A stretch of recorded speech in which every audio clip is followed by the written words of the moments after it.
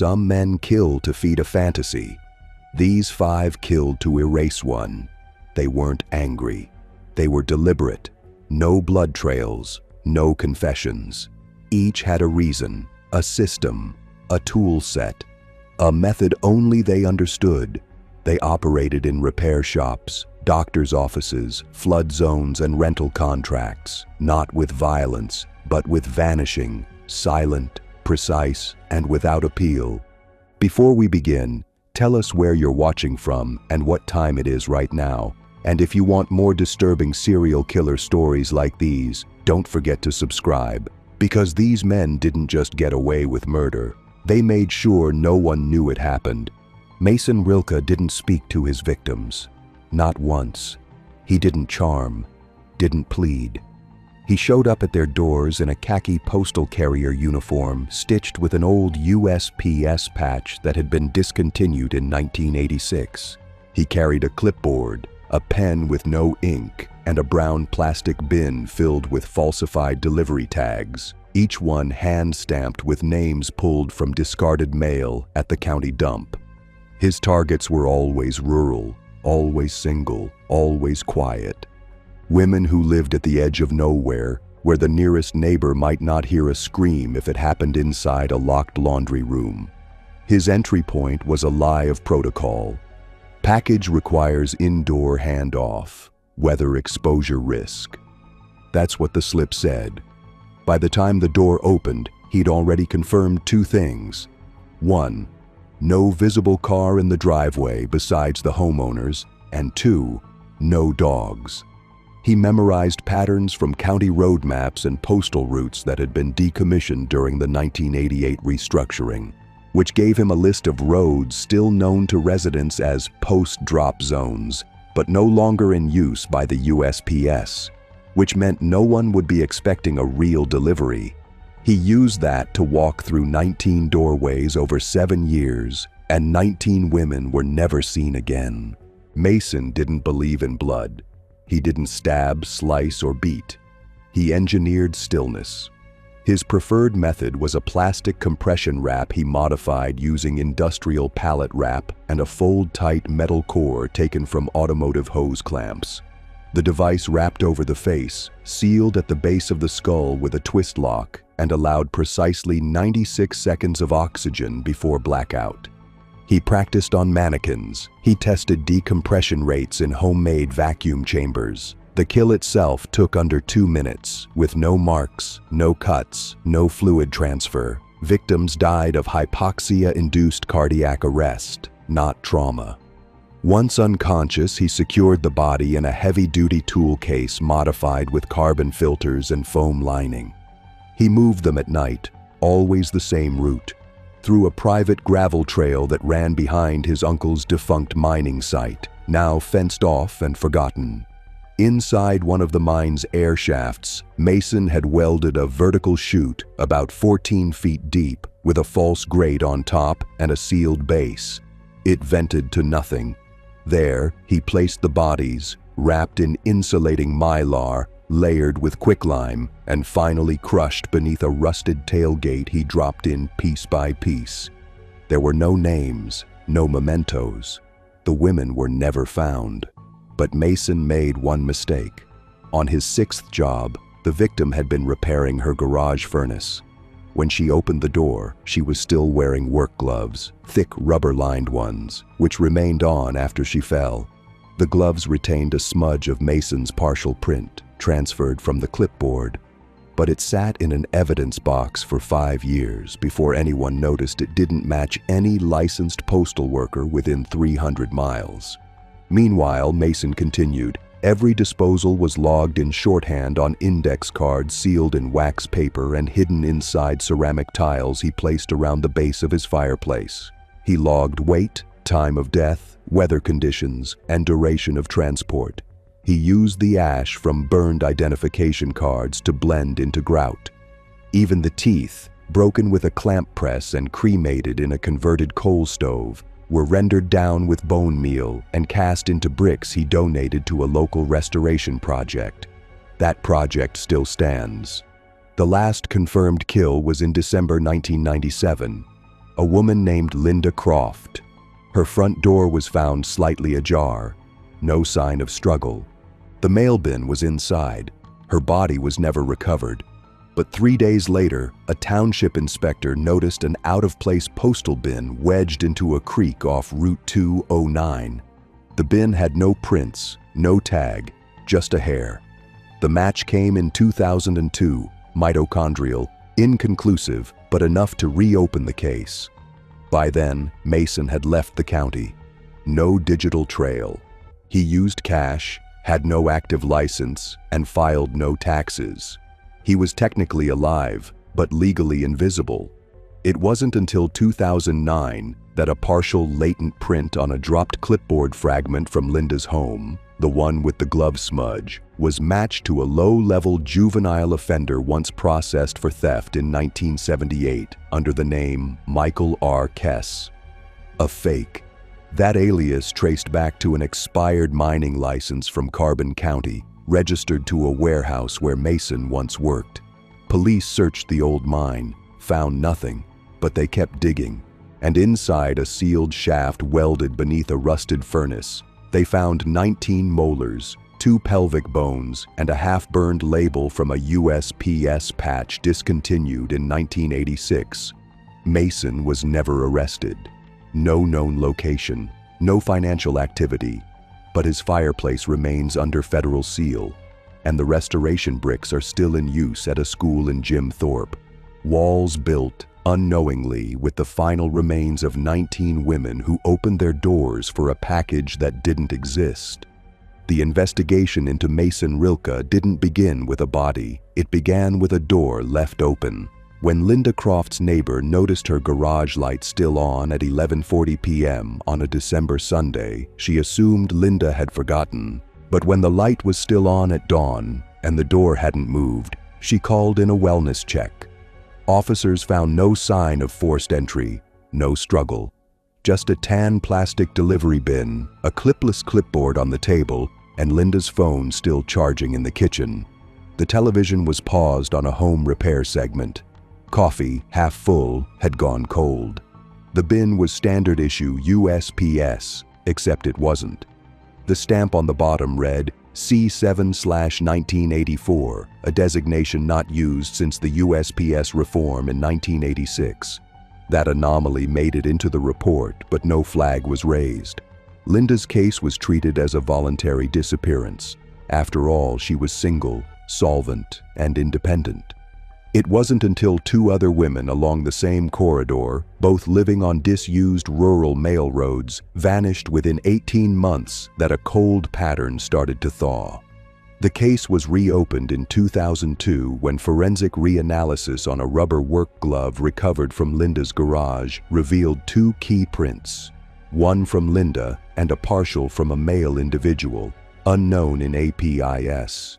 But the kicker was a thermal residue test done on the glove's outer layer. It showed signs of prolonged contact with an object around 106 degrees Fahrenheit. A clipboard left in the sun could reach that temperature, but this wasn't July. It was December. The gloves had been in contact with something warm, something man-made. Investigators went back through the logs and re-examined the USPS bin found in the creek days later. It was scraped clean, no blood, no prints, but one tiny gray hair remained. A mitochondrial DNA test 5 years later linked it with 96.3% certainty to Linda's maternal cousin. Still not court admissible, still no body, but it was enough to classify the case as a suspected homicide. That same year, a retired coal inspector named Art Mellons submitted an anonymous tip to the state police. He'd been reviewing property taxes on the defunct mining site Mason had once worked at and noticed welding scars inside a sealed ventilation chute that didn't match any original construction records. He said it smelled too clean, like bleach and carbon. Investigators descended with ground-penetrating radar. They found what looked like a false shaft inside a vertical disposal well, welded shut. When the grate was breached, they uncovered polymer wrap, soot, several human molars, and a disfigured mass of hardened tailgate metal. Testing revealed residues of adipocere, lime, and charred collagen. Still, it was the bin that cracked the pattern. The USPS confirmed that the specific model of delivery bin hadn't been in use since 1986, and the ones still in circulation were accounted for, all but 3, which had been listed as lost in Carbon County, Pennsylvania in 1989. The delivery tags found in the recovered homes matched formatting used in mid-80s documentation, including ink type and font template. That pointed to one conclusion. Whoever was delivering these was using obsolete USPS materials and had enough internal knowledge to avoid suspicion. Authorities worked backward, pulling employment records from all rural post offices within a 60-mile radius of the vanishing sites. But no one named Mason Rilka had ever worked for the USPS, not under that name. It was a municipal records officer named Jenna Brome who finally made the connection. While auditing old mining license files, she discovered that a part-time warehouse laborer named Michael Kess had filed a secondary identity form in 1978 for background verification. That form was missing a social security match, a red flag even then. But the paperwork had been filed manually and skipped digital conversion. It sat untouched until 2006. Once uncovered, Michael Kess became the working alias for the investigation. It matched the same age range, location, and timeline. Mason Rilka had used a non-existent identity to move between jobs, avoid taxes, and mask movement. But he left no online trace, no social, no leases. He paid in cash, worked seasonal jobs, and even forged county ID tags to access restricted utilities. The only consistent thread was his fireplace. Investigators returned to the cabin where Mason had last been seen, a shuttered stone lodge formerly owned by his uncle, and dismantled the hearth brick by brick. Hidden inside the grout were shards of melted laminate, burned ink fragments, and the partial remains of forged USPS documents, all rendered untraceable except for one corner bearing a routing code used in 1991. They also found grout samples embedded with crushed bone powder and calcium phosphate. The fireplace hadn't just been used for warmth, it had been a crematorium. The ashes from IDs, fingernails, and teeth had been mixed into grout and used as construction material. That same mix was traced to bricks donated to the Jim Thorpe Elementary Restoration Project, and one sample showed trace mitochondrial DNA from at least 3 separate female donors. But there was no way to prove when or how it was deposited. The last real lead came in 2010, when a mechanic in Tennessee flagged a suspicious buyer at a salvage yard. A man in his 50s had purchased a decommissioned Ford Aerostar, cash, no plates, and requested the removal of the rear seats and cabin insulation. The mechanic remembered the man asked whether the cab could be sealed completely airtight. That man matched Mason's composite sketch. Surveillance footage captured a partial plate. By the time authorities traced the vehicle, it had been torched in a quarry and dumped with scrap. Burned clean, no trace. Mason Rilka had vanished again. To this day, no arrest has been made. His name does not appear on any official criminal registry. His fingerprints remain unclassified, partial. His DNA profile, if one exists, has never been confirmed. But law enforcement believes he is responsible for at least 19 disappearances between 1990 and 1997. In each case, there was no forced entry, no screams, no mess, just a bin, a note, a pause on the screen, and silence. His folder in the Pennsylvania Cold Case Division is marked in red with the words, Priority, Proximity Predator, Active Risk Unknown. The fireplace is sealed under federal order. The mine shaft has been filled with reinforced concrete. But the questions remain. Where did he go? How many others answered the door? And what still lies inside the bricks of a school wall no one ever thought to question? But not every killer needed a crawl space or a forged goodbye note. Some just needed a clipboard, a permit, and a place where no one knocked twice. That's where Curtis Blaine came in. Curtis Blaine wasn't the kind of man people remembered. At 5 feet 7 inches and 140 pounds, with thinning blonde hair and a narrow face, he moved through small towns with the passive invisibility of a utility pole. He wore the same faded windbreaker year-round and drove a rust-colored Chevy S10 with mismatched hubcaps. For nearly a decade, he worked as a septic tank inspector contracted through Iowa's Rural Maintenance Program, which meant he had legal access to backyards, crawl spaces, water lines, and property records across dozens of isolated homes between Cedar Rapids and Grinnell. Curtis learned early that state contracts offered something no other job could: movement without suspicion. While other killers broke windows or picked locks, he knocked, with a clipboard and a badge that said Wastewater Services. Every door he opened with a smile and a permit. He carried a small leather satchel with him, filled with test tubes, nitrile gloves, ammonia solution, and a tool he made himself. A 16-inch PVC pipe lined with lead fishing weights and foam insulation, wrapped in electrical tape for grip. The pipe wasn't for fixing anything. It was for collapsing windpipes without leaving sharp fractures. His first victim was a widow named Helen Parrish, whose septic lines had failed for the second time in 4 months. She lived alone in a single-story farmhouse off County Road E62, and her nearest neighbor was a quarter-mile south.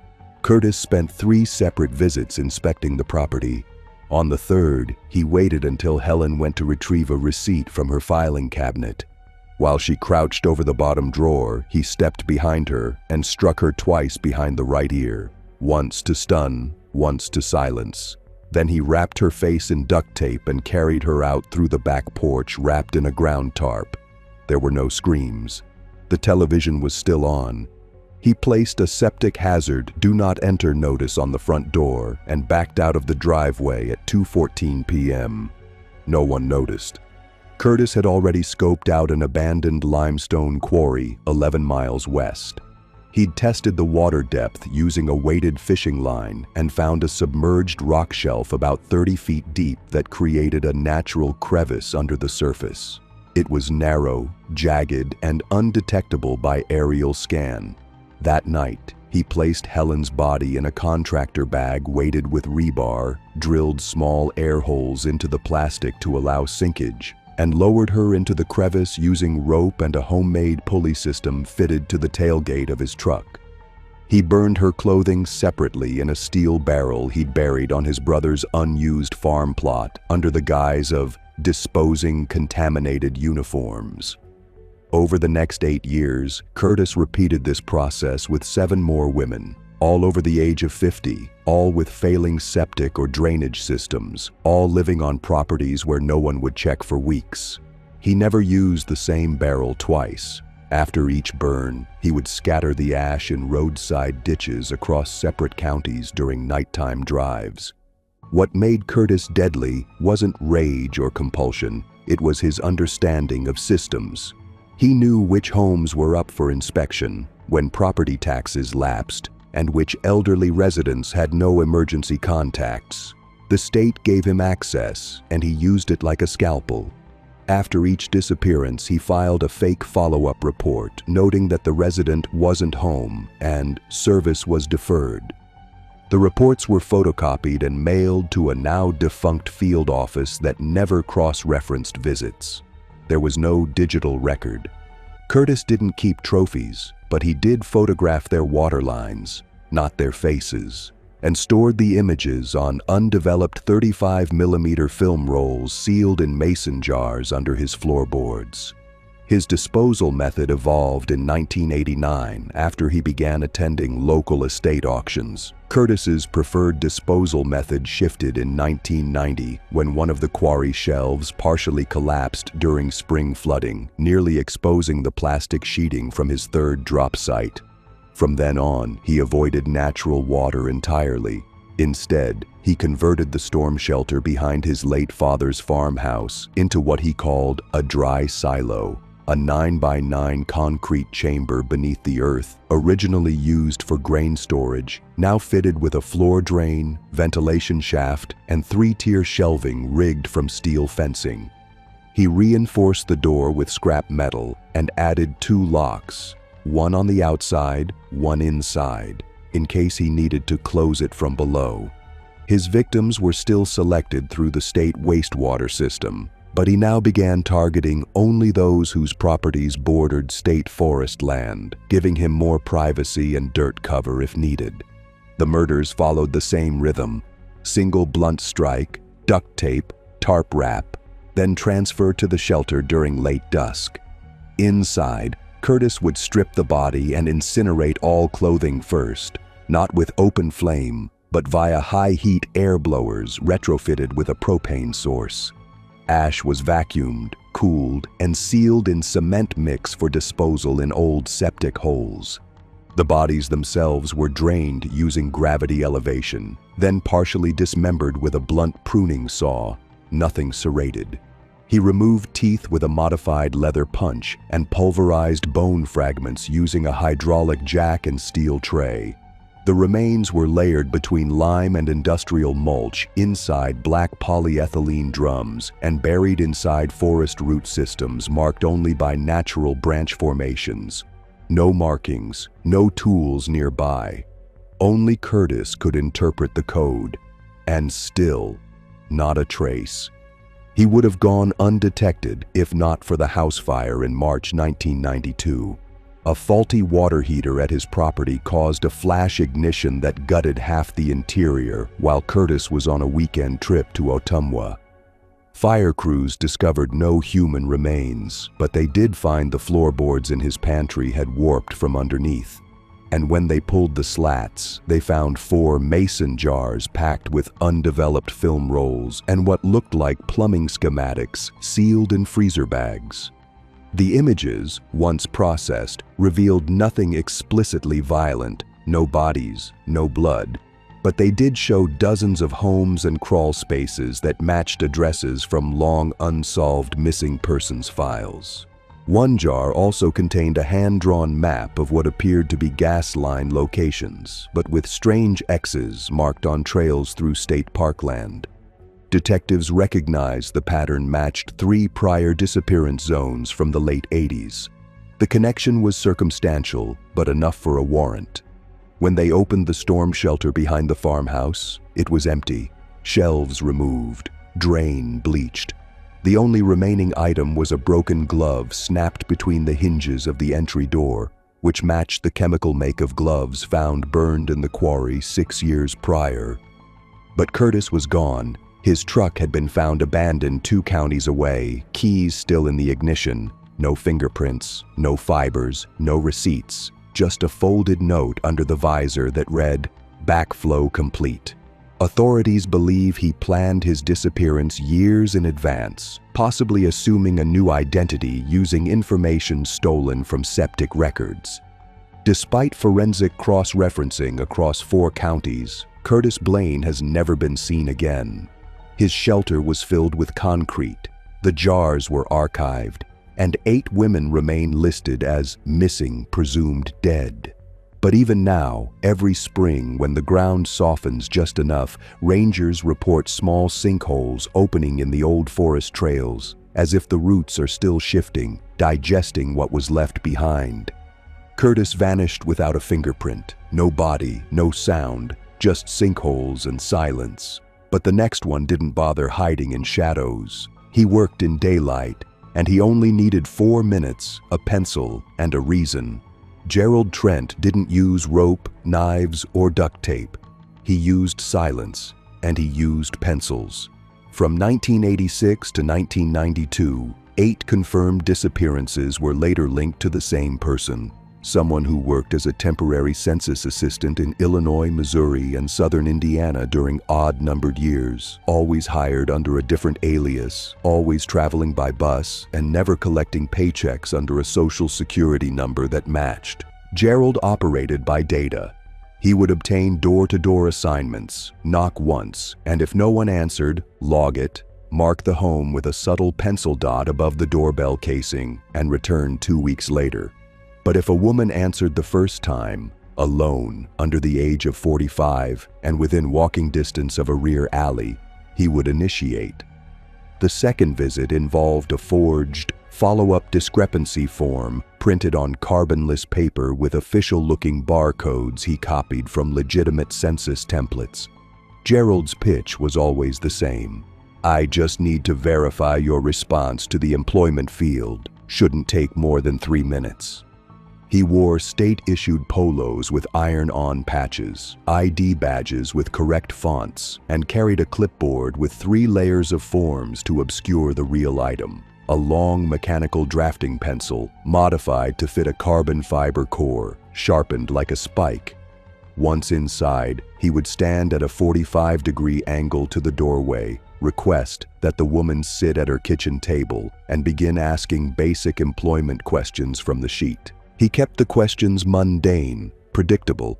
He never used her name out loud, only pointed to it silently on the form, always smiling. He counted to 45 in his head after the last question. That's when he made the move. The kill was always the same, a forward lean, a slight gesture as if to clarify the last answer, then a step behind her right shoulder. With one hand, he reached over to flip the form, and with the other, he drove the carbon spike pencil under the mandible, behind the jaw, angled upward into the brainstem. The entire action took under 1.7 seconds. No scream, no spasm, just collapse. He had practiced this on hogs he bought illegally from a feedlot outside Terre Haute. The exact angle, the precise pressure, and the sequence of holding the head in place with his forearm to prevent chair movement. Once the body fell forward, Gerald retrieved a pre-folded painter's drop cloth from his clipboard slot, triple ply, and cut exactly to fit under the torso. He placed the body face down, zipped the mouth shut with a custom dental restraint tool he fashioned from tongue depressors and Velcro, and covered the corpse with a second layer of plastic. There was no blood splatter, only internal hemorrhage. The puncture wound was small, less than 4 millimeters, and concealed behind the earlobe. He used fine steel tweezers to remove any hair shed onto surfaces and sealed it in labeled microbags. Fingerprints were a non-issue. He wore thin nitrile gloves beneath his uniform the entire time. The exit strategy was even simpler. He'd walk out the back, into the alley, drop the body into a collapsible laundry cart with a soft foam liner, and push it to his parked van 5 blocks away. No vehicle near the scene, no engine noises, no rush. Gerald stored the van in rented garages under monthly cash leases, swapping plates from old DMV scrapyard inventories. Each body was then transported to an abandoned limestone kiln north of Carlinville, where he had pre-dug 6-foot hollows behind the rusted hopper. He used gardening lime, pine mulch, and broken TV casing shards to deter wildlife. The bodies were stripped of IDs, wiped with isopropyl alcohol, and buried vertically, wrapped in plastic sheeting bonded with paraffin wax. The killer called these vertical filings, his term for how they'd be forgotten in geological strata over time. And for 6 years they were.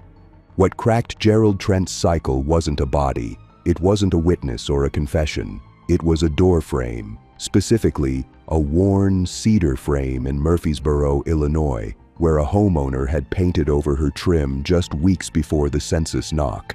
The homeowner, a 42-year-old freelance accountant named Denise Kay, had been marked with a faint graphite dot above the doorbell casing.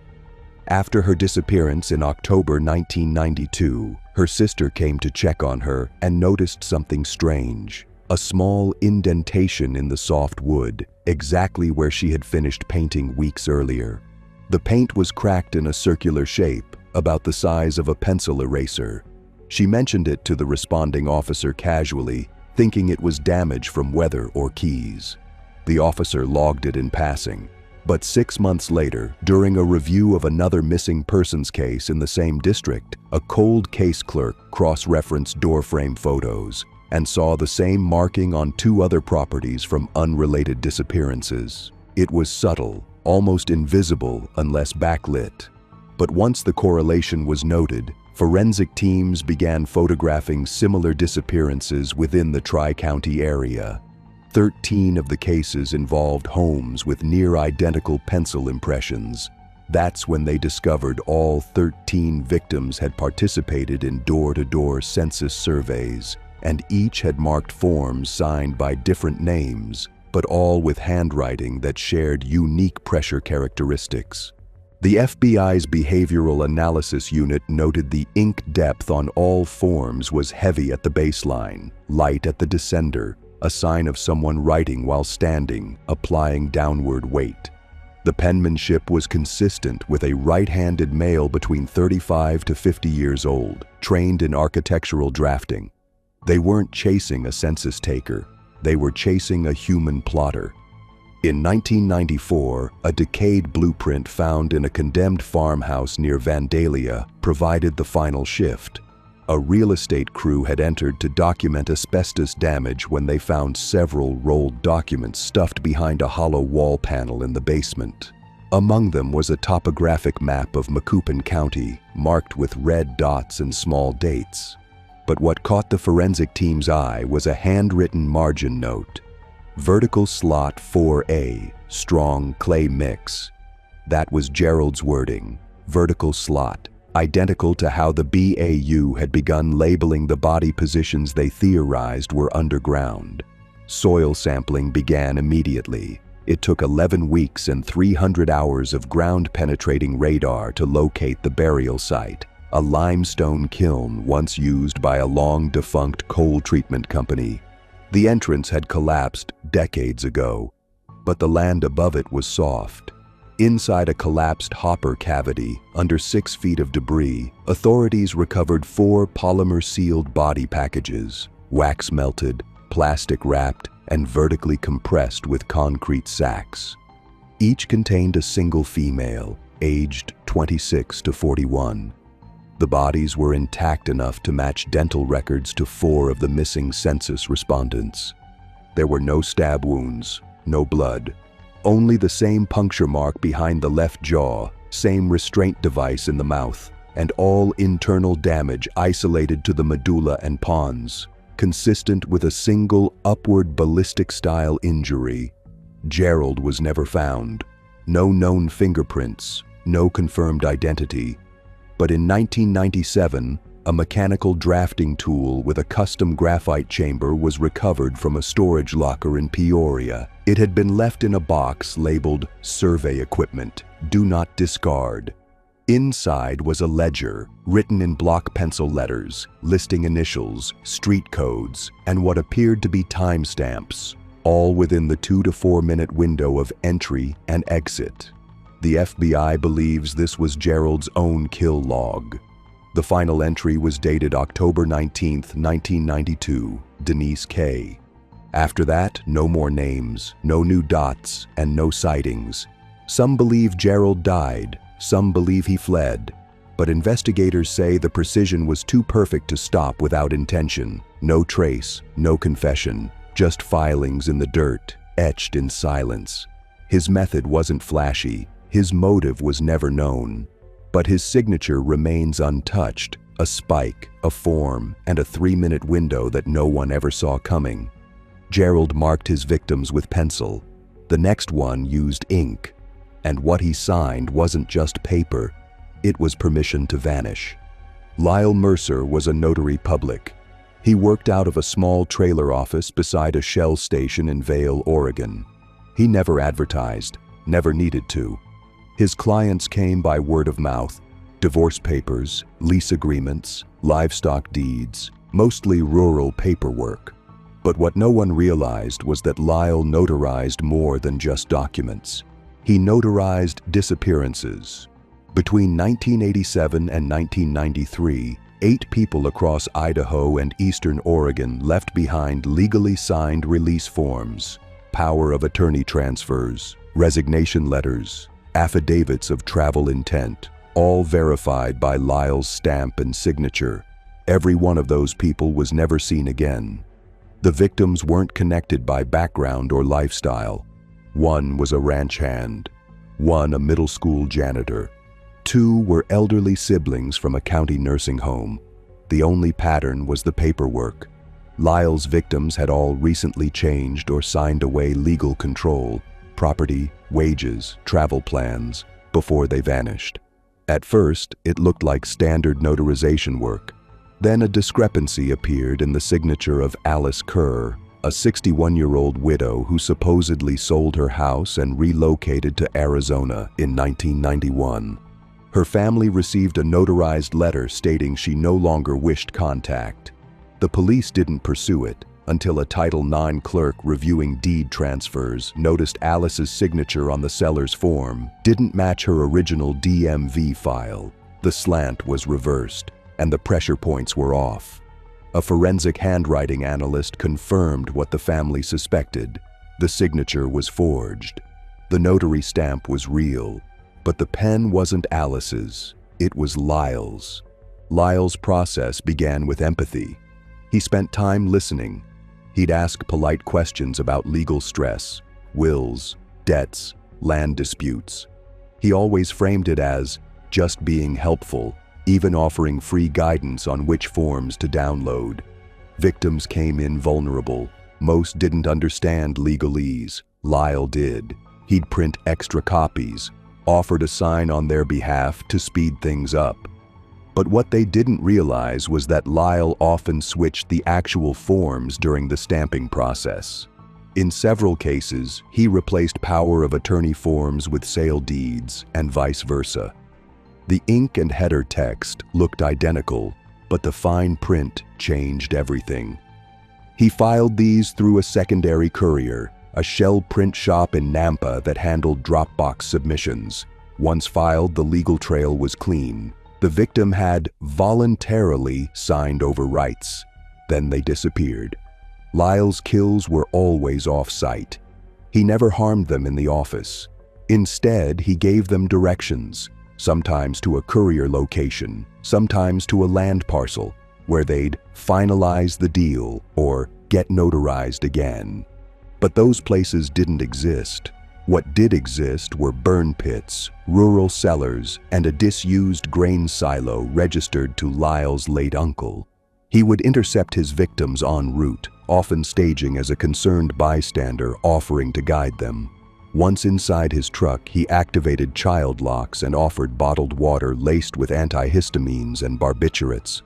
The doses didn't kill, they silenced. Victims would lose motor function in under 12 minutes. He used vinyl restraints and flexible tubing, industrial-grade hose clamps that left no ligature marks. His kill method was positional asphyxiation, with victims placed face down in custom-built compression coffins lined with foam and plastic. Each coffin had a timed valve to remove oxygen after 18 minutes. Lyall built them himself. Burials were layered beneath pig compost heaps on a farm he managed under an alias. He wore latex suits, wiped every surface with isopropyl, and used a pressurized steamer to erase boot prints from soft dirt.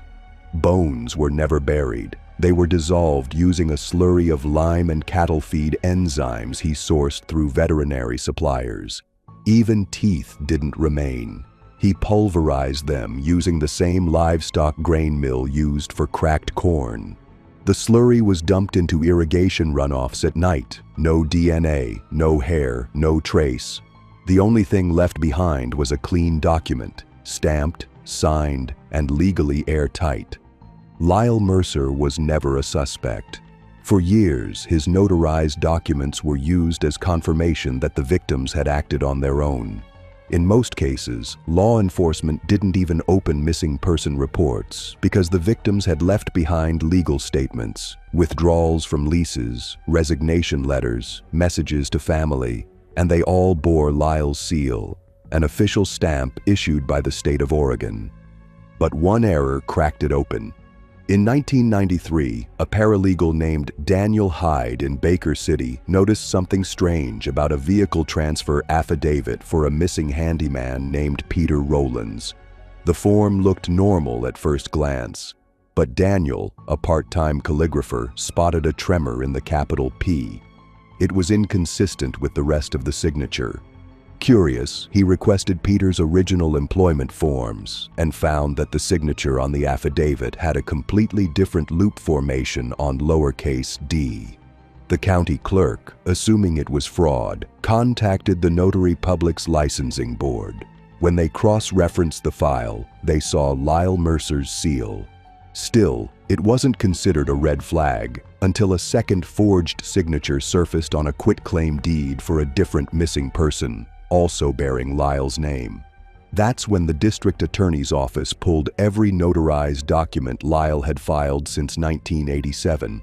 Of 2,119 notarizations, 41 were connected to individuals reported missing or deceased without clear cause. The odds were no longer a coincidence. Investigators didn't have bodies, but they had patterns. They noticed the addresses listed for Lyall's notarizations were often vacant lots, unregistered P.O. boxes, or non-existent rural routes. More disturbingly, the names of witnesses listed on some forms were traced back to dead people, mostly former clients whose IDs Lyall had once photocopied for unrelated work. The investigation was kept internal for 5 months. During that time, forensic accountants traced Lyall's bank activity. They found unusual deposits made shortly after the signing dates, not large enough to raise alarms, but consistent enough to map. Roughly $2,400 per client, often labeled as contract labor reimbursement or transport fee. When police finally issued a quiet warrant to inspect Lyall's trailer office, they found nothing overt. No blood, no tools, no evidence of harm. But behind a false wall panel, they uncovered a storage cavity filled with sealed envelopes. Inside each envelope was a packet, a forged signature sample, a notary form, a handwritten checklist with timestamps like seal 1:15 p.m. and pickup 2:40 p.m. The handwriting was Lyall's. The ink matched pens from his desk. Still, without bodies, they had to stall. They placed him under quiet surveillance and launched a secondary search warrant on the grain silo Lyall's uncle had once owned. What they found was ash, fine, white-gray flakes embedded in the soil, fused with remnants of plastic and unburnt straw. Cadaver dogs didn't alert, but lab tests revealed traces of adipocere, calcium phosphate, and partially denatured collagen. Chemical indicators of human remains subjected to controlled decomposition and combustion. That was enough for a sealed indictment. But by the time agents reached Lyall's home on June 17, 1994, he was gone. No struggle, no packed bags, just a cold coffee mug on the kitchen counter and a calendar with June's dates marked off, except for the 17th, which was circled twice. His truck was found 3 days later abandoned behind a livestock auction lot near Twin Falls. Inside, a copy of the Oregon Notary Manual, 3 expired stamps, and a pair of latex gloves tucked inside a hollowed law book titled Uniform Fiduciary Responsibility. But no Lyall, no notes, no trail. Over the next 8 years, alleged sightings were reported in Reno, Ogden, and once in a rural township in British Columbia, where a retired document courier claimed a man with Mercer's eyes offered notarization services under the name Leo Myers. But none were confirmed. In 2002, a cache of notarized affidavits was anonymously mailed to the Vail County Courthouse. Each affidavit claimed that the missing victims had voluntarily entered off-grid communities and requested to sever ties. All were stamped with Lyall's seal, one that had been deactivated nearly a decade earlier. Police believed it was either a final misdirection or proof Lyall was still monitoring the investigation from afar. A reward was issued. No one came forward. No arrest was ever made. In 2006, Lyall Mercer was declared legally dead in the state of Oregon due to absence, but some investigators never believed it. Because to vanish without a single ID trail, to forge legal erasure through paperwork and witness lines, it doesn't just take a signature, it takes the kind of precision no death certificate can match.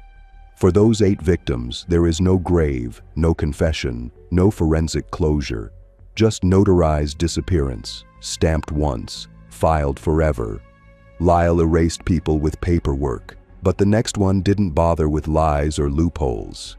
She just needed a red van, a discount coupon, and one final question: cash or card? Her name was Mallerie Keane. She ran a mobile pet grooming business out of a red Dodge Ram van with a smiling golden retriever painted on the side. Customers remembered her as gentle, soft-spoken, and strangely punctual. She kept treats in her apron, wore lavender lotion, and offered discounts to first-time clients. No one ever thought to question her, not in Boise, not in Nampa, not even in Meridian, where 2 of her early customers would vanish within 5 months of each other. Mallerie's method began with routine. She exclusively booked solo appointments, either for elderly owners whose pets needed in-home trimming or single professionals who requested drop-off service from work. She'd park just out of camera view, knock twice, and always used a clipboard that made her look like part of some vet-adjacent program. Her paperwork was real. She'd taken night classes in pet hygiene and acquired a legitimate certificate. But what the licensing board didn't know was that Mallerie had once worked for a pathology crematorium in Coeur d'Alene as a disposal assistant. She lasted only 14 months there before quitting over what she called moral conflict. The truth was, Mallerie had memorized incinerator maintenance, tissue breakdown rates, and chemical ratios. It wasn't the dead that disturbed her. It was how easy it was to make a body disappear. The grooming van had been retrofitted with more than just water tanks and trimmers. Beneath the false floor, Mallerie had installed a reinforced burn pan, an old stainless steel sink bolted to the axle housing and surrounded with industrial-grade ceramic insulation. A small exhaust shaft vented through a fake AC grill on the roof. She used propane torches to simulate flash incineration in phases, short, segmented burns designed not to ignite alarms, but to reduce specific mass per session. The pet hair clippers were real, but next to them, in a hidden tray beneath the sink, she kept a curved pruning saw, 2 wire tourniquets, and a capped syringe of pancuronium bromide, the same paralytic used in executions. She didn't abduct, she asked. In 4 of the confirmed cases, victims voluntarily entered the van, 1 for a pet handoff, 2 to see where the dog would be groomed, and 1 because it was raining and she offered a towel. Once inside, Mallerie engaged them with small talk, always while facing the rear mirror to monitor their expressions. She'd start the water pump, then excuse herself to grab a towel, during which she uncapped the syringe and administered the paralytic through the neck or inner thigh. Victims collapsed within 30 seconds. No convulsions, no vocal cords, just silence. The second phase came 5 minutes later, when she fastened the tourniquets and manually tilted the grooming table into a downward angle, allowing gravity-assisted blood drainage into a filtered bucket lined with cedar chips and bleach crystals. This not only masked smell, but helped break down biological fluid for later disposal. The pruning saw was used only after complete paralysis. Mallerie didn't cut recklessly. She had diagrams, ligature maps. She knew exactly how to sever at the joints for easier processing. Elbows first, then knees, then cervical detachment. All of this took under 90 minutes. The remains were then distributed into weighted pouches, some burned immediately in segments, others wrapped in butcher paper and frozen using dry ice blocks she stored beneath dog food bags. She scheduled her disposal runs to coincide with pet food deliveries, using donation bins, sealed coolers, and even city compost programs as part of her rotation. For tissue ash, she drove to construction sites late at night and mixed it with dry cement or dumped it behind concrete retaining walls near the river basin.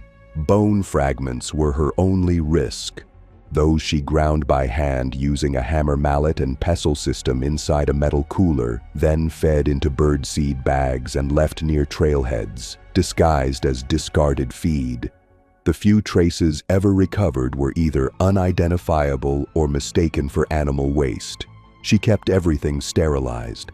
Hydrogen peroxide, bleach vapor, UV wands.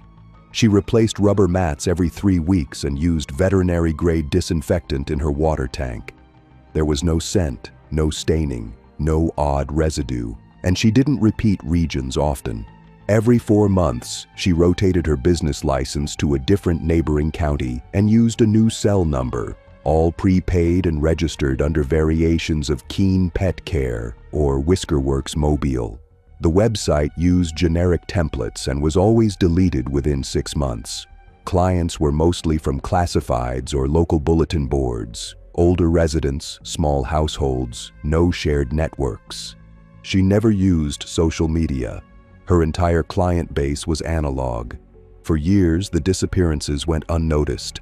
A missing retiree here, a college student with a pug who left town suddenly, a widowed pet owner who never returned a voicemail. The vanishings were spaced out, undramatic, unconnected. Mallerie moved slowly. She scheduled a maximum of 5 clients per week and never 2 in the same zip code. Her van had no GPS. Her route logs were handwritten, and she always paid cash at gas stations. Receipts, when kept, were bagged and burned in sequence. Her only digital exposure was through state veterinary records, which were never cross-referenced with missing persons. Because no one thought the dog groomer was a threat. No one even knew her real name. Because Mallerie Keane wasn't her birth name. The case against Mallerie Keane didn't begin with a body. It began with a coupon. Specifically, a hand-trimmed first pet-free punch card found at the bottom of a storm drain in Caldwell, Idaho, waterlogged, discolored, and torn. A local sanitation worker pulled it during routine blockage clearing. On a whim, he passed it to his sister, a city clerk, who recognized the formatting from a flyer pinned to a municipal corkboard months earlier. The business, Keane Pet Company, had no active website, no social listing, just a disconnected number and a P.O. box return address in Piatt County. It wasn't flagged, but she noted it anyway. A week later, a retired state vet named Dr. Landon Cho filed an informal complaint about a mobile groomer he remembered giving off a strange quiet. The groomer hadn't broken any laws, but something unsettled him. The name on the invoice matched. The dots weren't connected until a third event. An elderly woman reported that her sister's groomer appointment had been missed, and the dog returned days later with trimmed fur, but no contact since. That sister, Judith Ralston, had been added to the missing persons database just 2 months prior. 3 leads, none strong, but enough to reopen internal queries into disconnected mobile groomers, operating under pseudonyms. What surfaced was a strange pattern of brief business licenses linked to at least 4 separate counties across Idaho, each tied to a variation of the same name: Mallerie Keane, Mallerie K, M. Keane, and KeaneWorks, LLC. All had registered vehicles, all red Dodge Rams, all expired within 6 months. DMV records showed 3 different VINs, all sold at auction. No official photo ID attached to any. What cracked it open wasn't the grooming. It was the vet records. Idaho law required all pet services to report certain chemical purchases to state boards, especially injectable anesthetics or sedatives. Mallerie, or whoever she truly was, had been cautious. She used third parties, sometimes aliases, and often paid cash. But one invoice had slipped. A late 1997 order for pancuronium bromide listed a delivery drop at a local storage facility. The unit was registered under Kennel Transfer, M. Keane. When officers obtained a warrant, they found nothing inside. Clean walls, bleached floor, no DNA. But taped to the underside of a shelf was a strip of wax paper containing a faint crystallized residue. Forensics ran it. The match: sodium hydroxide, cedar ash, and trace calcium phosphate, consistent with chemically degraded bone. Still, it wasn't enough. The van had long since been sold. No direct proof tied it to the vanished clients. But investigators retraced missing person cases within a 120-mile radius tied to dog grooming appointments. One name stood out: Lindsay Broder, a 23-year-old teacher's aide from Twin Falls. She'd gone missing in April 1998, just days after placing a classified ad seeking grooming for her new retriever puppy. The ad included her full address. Her landlord remembered seeing a red van parked nearby, but there had been no witnesses. And the dog? It had been found 2 days later, tied to a lamppost outside a vet's office, freshly washed. No ID on the dog, but microchip confirmed it was Lindsay's. When police pulled footage from a nearby gas station, a partial plate of the red van emerged, enough to track down the vehicle's last owner, a scrap dealer in Pocatello who said he bought it as is from a woman named Mallerie Keane. The license on the sale was fake, but the signature matched one used to rent a self-storage unit 6 months prior. The paper trail was thin, but not invisible. The break came when authorities pulled veterinary conference logs from Spokane, Washington, looking for anyone who might have met a Mallerie Keane. One name came up: Mallory Kendrick, a grooming assistant registered in 1992 who had briefly attended workshops on euthanasia handling and incineration protocol. Her listed emergency contact? A man named Colton Keane, deceased since 1993. That name cross-referenced with a juvenile alias tied to a foster child born as Mallory Driscoll. State records confirmed she'd been in and out of care from 1984 to 1990, with no clear custody past age 16. But what they uncovered next turned the case. Mallory Driscoll had legally changed her name to Mallerie Keane in 1994 under a domestic relocation protection clause in Boise County. The request cited threats from an abusive male employer, a claim later found to be unverified. It was enough to shield her identity and allow a fresh start. But no taxes had been filed under that name, no leases, no voter registration. Her existence for the next 9 years was mobile, cash-based, credential-light, and quietly lethal. Investigators finally pulled tissue samples from the rental van's floor panels, now stored in a scrapyard. Despite corrosion, one small blood trace yielded a partial female profile. It matched missing student Lindsay Broder. A second fragment, pulled from beneath a pipe joint, showed degraded collagen consistent with mammalian decomposition. Human, not canine. The van's interior also revealed unusual chemical crystallization behind the rear paneling, consistent with protein ash vapor residue. It was enough. Prosecutors moved to file charges, but Mallory was gone. The last known sighting came from a feed supplier near Ontario, Oregon, who remembered a quiet lady with gloves picking up bulk cedar chips in early 1999. She paid cash, drove a different vehicle, no plates recorded. After that, nothing. No purchases, no licenses, no banking, no trace. Some believe she may have crossed into Canada through a remote checkpoint. Others think she never left Idaho at all, living under another shell name, blending in among farmland, small towns, and quiet routines. The FBI's behavioral unit once called her the cleanest eraser they'd ever profiled. Not for what she left behind, but for what she never allowed to exist in the first place.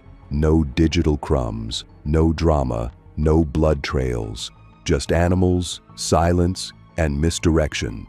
Mallerie Keane's case remains technically open, classified under multi-jurisdictional disappearance and suspected serial homicide. 13 potential victims, 5 confirmed vanishings with circumstantial ties. 0 convictions, and a single photo, an old conference badge from 1992 showing a plain-faced woman with a soft smile and hair pulled into a low braid. That image sits on the wall at the Idaho Cold Case Bureau in Boise beneath a simple caption, "Trust is a van with a dog on it."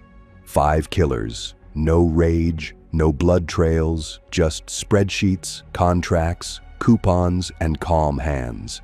They didn't snap, they calculated, and they proved. Sometimes the scariest part is how quiet it was.